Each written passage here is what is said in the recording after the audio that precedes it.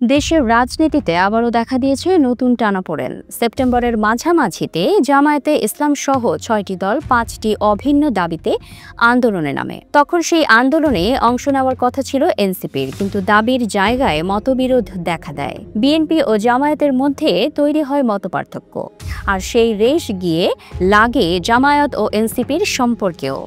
এরপর ১৭ই অক্টোবর জুলাই সনদ স্বাক্ষর অনুষ্ঠানে জামায়াতের যোগদান ও বাস্তবায়ন প্রক্রিয়া নিয়ে তৈরি হয় নতুন বিতর্ক ও সন্দেহ।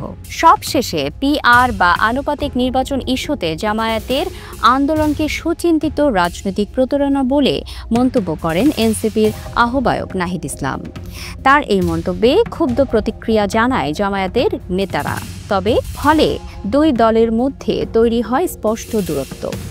এখন প্রশ্ন উঠছে, জামায়াত ও এনসিপি কি একসাথে নির্বাচনে যাবে, নাকি এই মতবিরোধী গড়াবে পূর্ণ বিচ্ছেদে?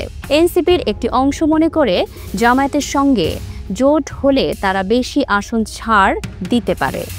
অন্যদিকে জামায়াতের পক্ষ থেকেও সংকেত পাওয়া গেছে তারা বিদ্রোহী প্রার্থী না দেওয়ার নীতি নিতে পারে। তবে এনসিপির আরেকটি অংশ মনে করছে জামায়াতের সঙ্গে জোট করলে দলের ভাবমূর্তি ক্ষতিগ্রস্ত হতে পারে, কারণ জামায়াতের রাজনৈতিক ট্যাগ নতুন দলের জন্য হতে পারে বড় বাধা। এমনকি অন্তর্বর্তী সরকারের একজন ছাত্র উপদেষ্টাও এনসিপিকে জানিয়েছেন জামায়াতের সঙ্গে জোটে যাওয়া এখনই উচিত নয়। তবে এনসিপি নেতা সার্জিস আলম বলেছেন জামায়াত সহ একাধিক দলের সঙ্গে আলোচনা চলছে, এখনো চূড়ান্ত সিদ্ধান্ত হয়নি কার সঙ্গে জোট হবে। সাম্প্রতিক দ্বন্দ্ব সত্ত্বেও সংস্কার ইস্যুতে দুই দলের মধ্যে কিছু মতৈক্য আছে। সেটি শেষ পর্যন্ত নির্বাচনী সমঝোতায় রূপ নেবে কিনা তা এখন সময় বলে দেবে।